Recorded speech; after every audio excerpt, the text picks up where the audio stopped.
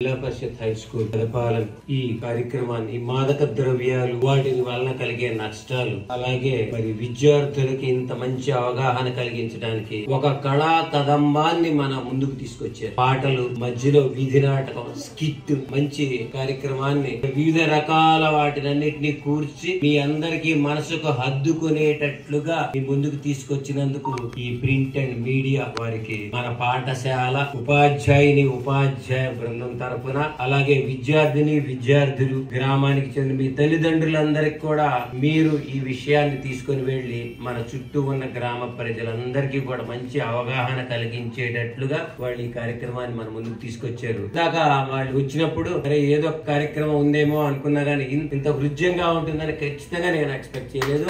ఇంకా చాలా బాగా